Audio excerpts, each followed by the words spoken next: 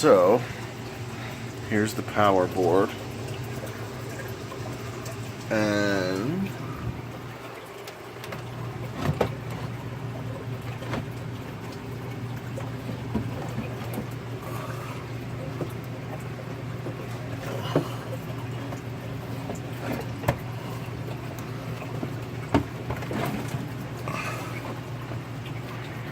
so it'll just kind of wedge in there. And so what I did here, these are all the probes, as well as the optical float, or not float, but level, water level sensors.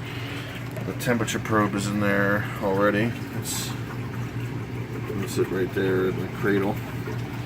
And so this yellow cord is the GFCI extension cord coming in from the wall. If you look back here, see it right there. And so that extension cord comes around, goes through the back, and then comes in over here. And this is basically like my emergency quick disconnect if I need to, for some reason, unplug the whole apex. Around back is kind of where I take up the slack with all the excess wire. And then what I did here is, this is like the heater and the pump. It goes in, down the back, and then back up again through the front again. That way all the slack hangs in the back and you don't see it. Here's the doorbell. That's hooked in, that goes right here. And these are the optical float sensors down here.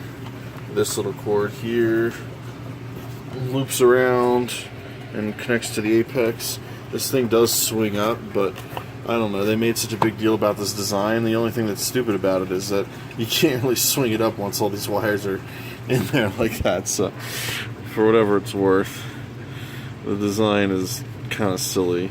I mean, it's kind of unnecessary, basically. They should have just made a regular mount. So here, I'll just slide this back in here.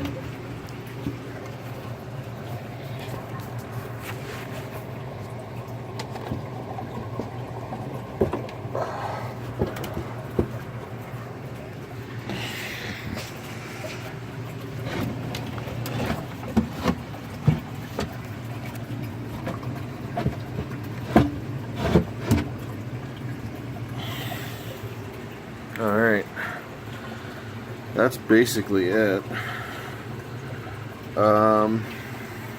Yeah, so now that it's in there, well, that wasn't even on there all the way. Like I said, this mount, they made such a big deal out of it, and it's not even that good. But you could see the issue I have with that yellow cord is that if I didn't have it going through there like that, it would actually get wedged in here, because this board is like, as you can see, it like just fits. So it actually isn't going anywhere because of that, but it also means that I need to not be wedging cords over the edge, or they're going to get jammed, jammed in between the thing. So yeah, time to calibrate the I think this is the pH, this is the ORP. The temperature is probably good already. I'm not going to calibrate that. It looks like the heater kicked off.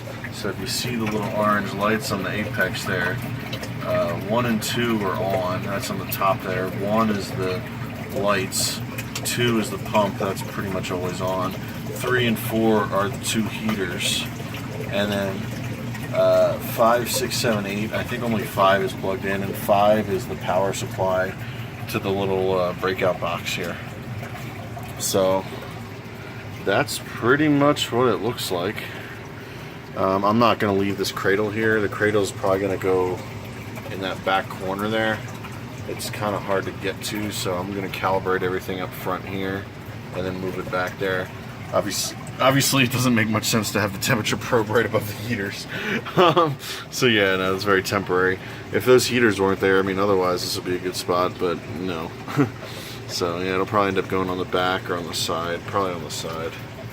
It's going to be tight though. You can see it's pretty tight there. Alright, that's the power board. I like how that came out. A little emergency cutoff there. Pull plug. Alright.